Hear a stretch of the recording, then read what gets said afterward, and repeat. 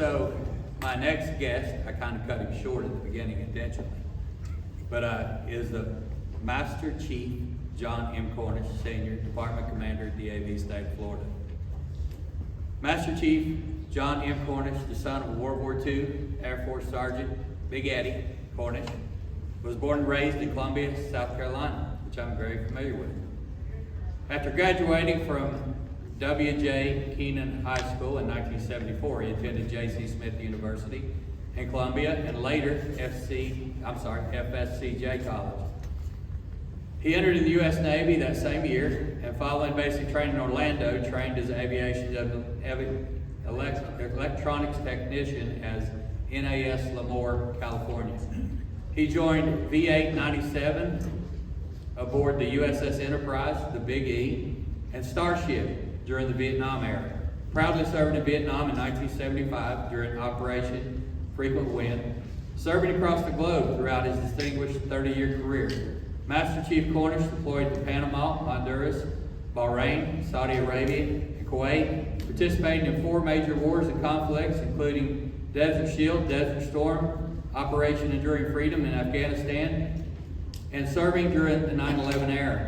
As a highly respected anti-terrorism force protection officer, he served as the senior enlisted advisor of the Hampton Area Shore Patrol Office, known as HASPO in Norfolk, Virginia, overseeing the Tidewater area and transitioned into the Master at Arms program. He began one of his Navy's most respected security professionals, serving as a Chief Master at Arms aboard the USS Sphinx, and later as Chief of Police and Chief of Investigations in Bahrain.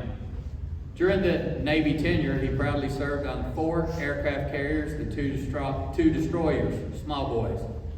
He went on to serve with distinguished broad major warships, including the USS Independence, the USS Dwight D. Eisenhower, USS Dewey, USS John F. Kennedy, where he retired in 2004 as an assistant security officer and leading chief petty officer on the legal department. His leadership played a pivotal role in the transition of the Navy shipboard security operations from Marine Corps departments to Master at Arms forces. Throughout his career, Master Chief Cornish earned 2 meritorious service medals, 1 Navy Commendation Medal, 4 Navy Achievement Medals, and numerous additional awards recognizing his leadership, professionalism, and sustained commitment to excellence. Following his Navy retirement, he continued his dedicated service to community and country for more than 13 years in law enforcement, security, and private investigations, while actively supporting veterans in Clay County as commander of DAV Chapter 38, named in honor of the local Orange Park resident and hero, Sergeant Bradley S. Croce. Hope I said that right, John. That's right. Today, as the Department Commander of the Disabled American Veterans of the State of Florida, Master Chief Cornish continues his lifelong mission to serve. A proud husband to Brenda, devoted father of 4, grandfather of 12, and great-grandfather of 1. He is also a die-hard Raider and Seminole fan. We won't hold that against him. He enjoys his role as State Commander, continuing every day to help veterans and their families. His personal motto reflects his lifelong purpose, empowering veterans to lead high-quality lives with respect and dignity. Please welcome Master Chief John M. Cornish, Sr., a true champion, community service, and British Spirit on Veterans Day. Chief! Master Chief!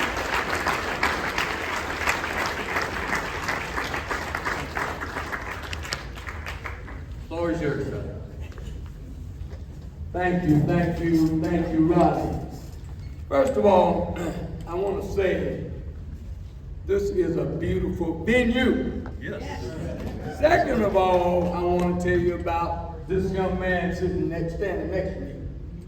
Rodney is the epitome of getting things together in the DAV. He's a role model. And I am so proud to know him. And he's teaching, I know, a lot of chapters what to do.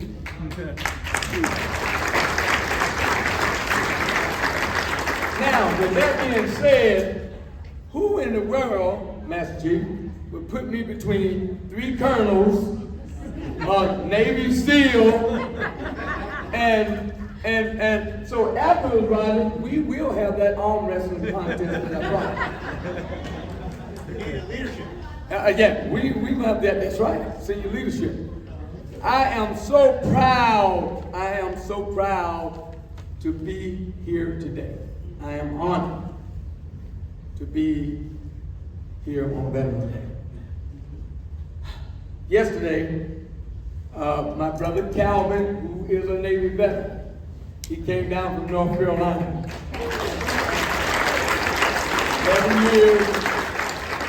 7 years behind me, and he all of a sudden, he wanted to join the Navy. Well, my dad made the fatal mistake in saying, that boy needs a car. I said, okay, that's cool, I'll help him. And what he did was give him my 340 Duster that was in the backyard that I was gonna fix. And we went, and it was blue, and he fixed it, and fixed the transmission. A year and a half later, Calvin comes to Middleburg, Florida. I'm cutting the grass, first class petty officer. He was a third class. And he jumps out of the car, a couple of beers in him. And he says, hey bro, how do you like my car? I looked, it was a Datsun B210. Now, y'all know how I felt about that. I wanted to kill him. He promised me one thing. He said, bro, I'm going to buy you a Duster one day. I haven't seen him yet. Rodney and I both race car enthusiasts. And I'm buying that machine you told me to get. I got to use some advice from you. But good evening, veterans. Good evening, veterans. Thank you very much. I want everyone to start out. The Army, please stand. Army. Oh my goodness. What is your call sign? Okay. Marines, please stand.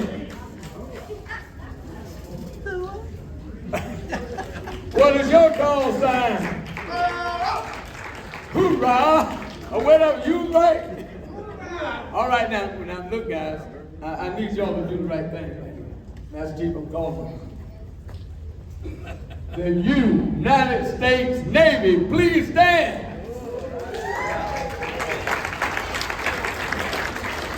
What do we say? Hoo-yah! We stole that from the Navy SEALs. Thank you. And please, the Air Force, please stand.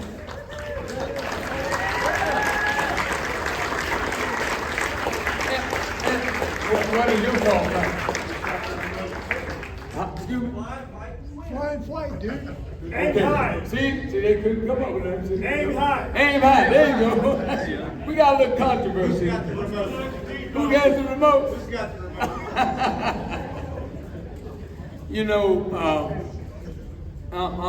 Like I said, it's 3 B's that you have to do when you come behind such a group. Ma'am, we honor you.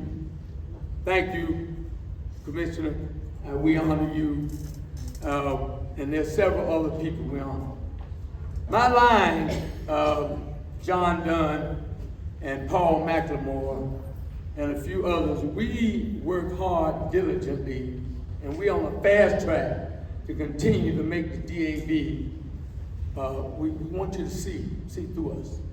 We want you to know what the DAV does and how we love what we do.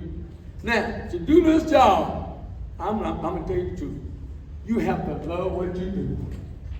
To be a commander of a chapter, to be a commander of a state, and to be a national commander, you have to love this job. When a veteran, you walk out the door, and a veteran says to you, hey sir, can you help me? And you're about to leave. Volunteer, you stop. Come on in, man. I do this every day. And you all do this every day. I know you do. Because the love and all I hear from the phone calls of all the travel that I've done We have a training program, and different chapters come to learn to be an officer, learn to be the commander, the senior vice, junior vice, chaplain. Sometimes I have to give them chaplains and adjutant, and also sergeant at arms and officer of the day. But I was told, remember Mr. Johnson, my friend and comrade, 3 B's: be brief, be bold, and be secret. Now it's hard for me to do it. They put me in a dangerous spot. Like I said, they put me between a Navy SEAL. Everybody, please do me a favor and give the Navy SEAL a hand. I don't think people understand, Mr. Fishstaff, what you did, and your dad, what you did, sir. Mr. Fishstaff. All right, you texting. I'm bragging about you. I was Taking your picture. I wasn't paying attention. I was taking your picture. Yes, sir. You know, we see Hollywood and things of that nature, but the things these guys did are unrecorded, okay? The things these guys did, I get chills. Michael Monsoor, Master at Arms, Navy SEAL. They named the ship after him. He was a Master at Arms, second class, when he called me. And he said, Master Chief. I said, yeah, Mansoor. He said, you think I ought to try out for the Navy SEALs? I said, Mansoor, if anybody will make it, you will. He was the SEAL. They threw a hand grenade on the roof of in Afghanistan. And Mansoor, to save his brothers and comrades, dove on that hand grenade. I stood up when I heard that, and it touched my heart. Right out there. Young man, stand up for his country. Us. Every day.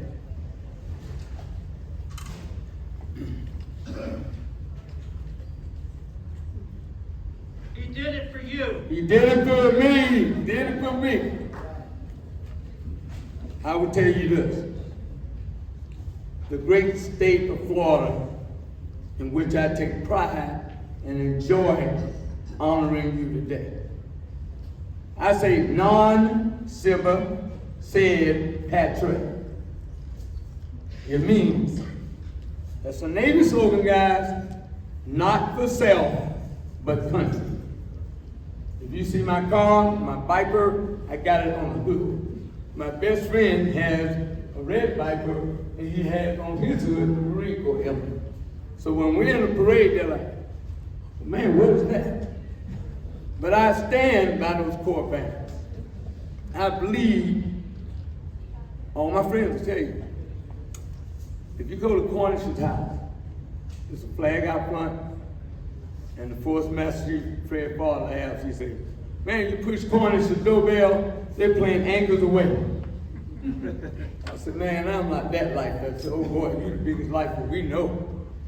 The term lifer means somebody that believes the Navy, and the Army, Marine, and Coast Guard, and Air Force. That's the individual that walk around and think he's still in the Navy. My case. No, it's just that I know my job, what to do for veterans. Let us remember that when the United States military said jump, what do we say? Let's hear it again. When the military told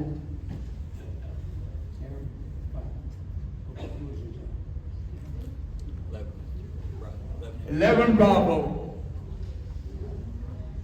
told Master Chief in the Navy and the Marines, Army, Air Force, said jump. Hey man, I need you to do this. What did you do? You went high. you continue to fight every day. That's why when my disabled American veterans come to me, they may not be missing a limb. They might not have a problem that you can see. It could be internal. It could be something that you don't see that bothers them every day.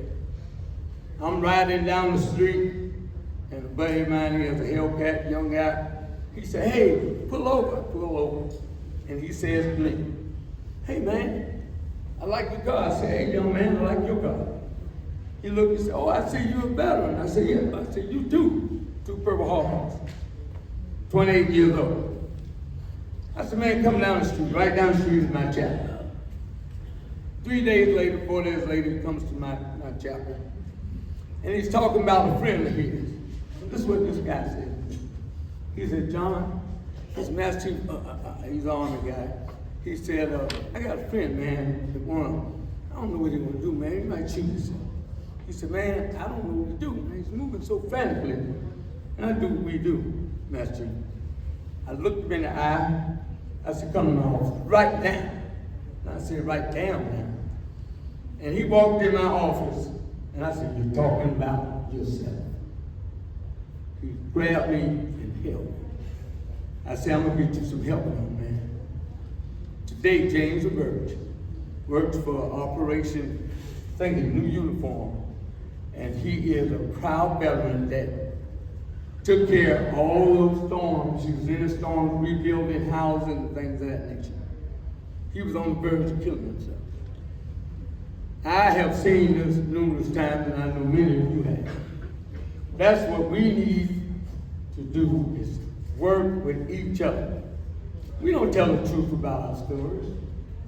We talk to each other, but your wife might not know, your husband may not know if you've been. But we need to help one another. We, the DAV mission, is empowering veterans to lead high-quality lives with respect and dignity. I am so honored in the military. It is important for us because the very bedrock for security and our way of life,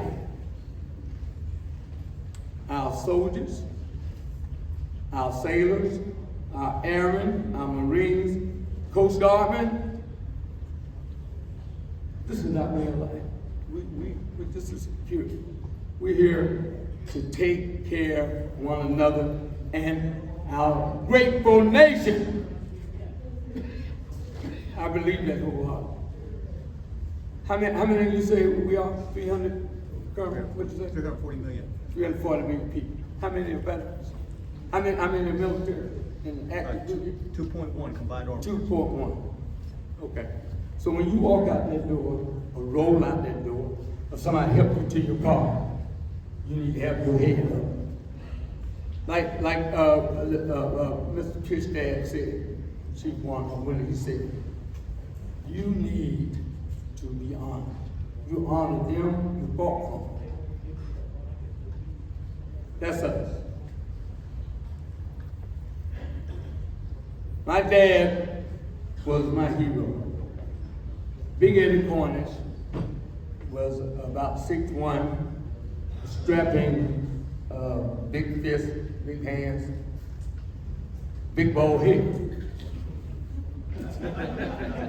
My brother still had no face. One of my brothers. My dad only did 2 years in the military. World War II veterans are the most proudest individuals you ever seen. Am I right, guys? I mean, those guys, man, they talk about, oh, my dad went everywhere. I said, Dad, you couldn't have did all that. He said, oh yeah, boy, I was in the Air Force. I said, you was in the Army. He said, I was in the Air Force. I was a tech sergeant. All right, sir, I'm not going to argue with you. Mr. Pinstad, he could have been a sniper the way he shoots. But he didn't want to because he was executive chef just before he went into the Army. All our life, he taught us how to shoot guns. My dad could shoot a bird out of the sky, and He was a man that taught me from a very young age. I said, I'm going in the military. My mama wanted me to go to college. I went to college, made the football team, and I changed my mind because there was too many women in there. And I knew I wouldn't go last long after football season. So I said, you know what? I went home. My mother took me to A.P. Williams' funeral home. In the Cornish household, you gonna do, you gonna work. So I'm waiting around. She said, boy, I got a job for you. I go to the funeral home and I'm saying, oh man, I put on a suit and I drive a car. I'll be cool every day. The second day, Mr. Williams said, hey son, you come downstairs. See, back in those days, they had felt on the wall. Y'all remember that? Funeral home looked pretty gloomy. And I walked downstairs with this big silver tape. He said, son, you're gonna learn how to embalm. I know what that meant. So I said, okay, all right. So he pulled this thing out, and lo and behold, there's a man there.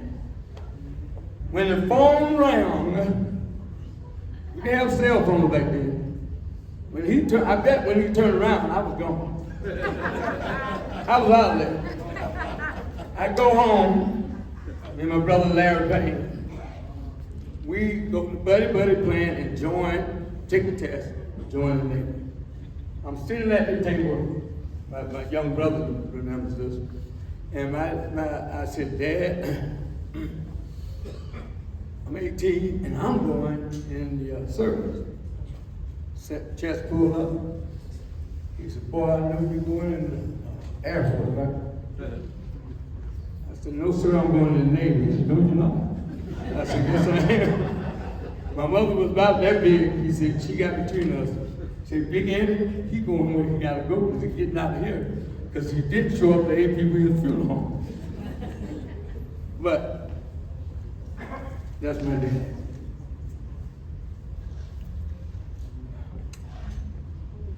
Your sacrifice of mental strain and stress, injury or illness during your time of service and a time away from home and family help ensure our continued freedom. It is something for we all have the civilian population have a debt to you. I thank you for your service. I thank you for all you do for veterans and will continue to do. I know after tonight you got these heroes speaking. Happy birthday, United States Army, 250 years.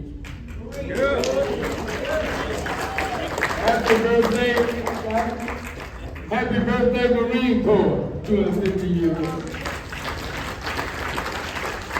Happy birthday, Navy, United States Navy, 250 years. Happy birthday, Air Force, 77 years. Coast Guard, 235 years. As I look at my POW brother here, when I tell you something, A4 fighter pilots, Air Force, Phantom, Air Force Phantom. Yeah, I cheated, boy, because that Phantom was the cockiest airplane I ever seen. And they would have a little, on the flight deck, you would land on the flight deck with the tail hook, number 3 wire. I said, Lord have mercy. Boy, look at that bad boy there. When he got shot down in Vietnam, you know, and I'm gonna be finished here. That is, which hotel were you in, sir? The Hanoi Hilton. Hanoi Hilton. Who's heard of the Hanoi Hilton? Please raise your hand. Hanoi Hilton. When the POW, Hanoi Hilton, yes sir. When you are POW, a prisoner of war, you have embodied everything for the United States of America. And the ones that came home, they were broken, and they're back. Welcome home, sir.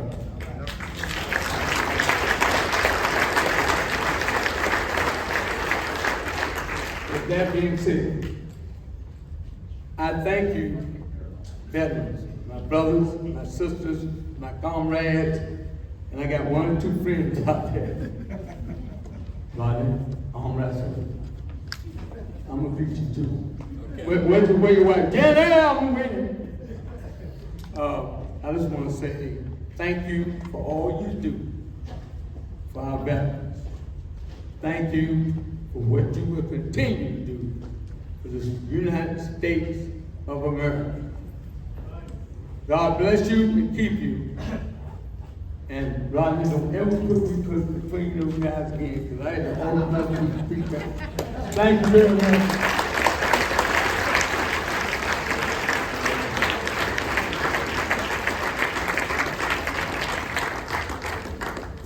Master Chief John Cornish. Thank you.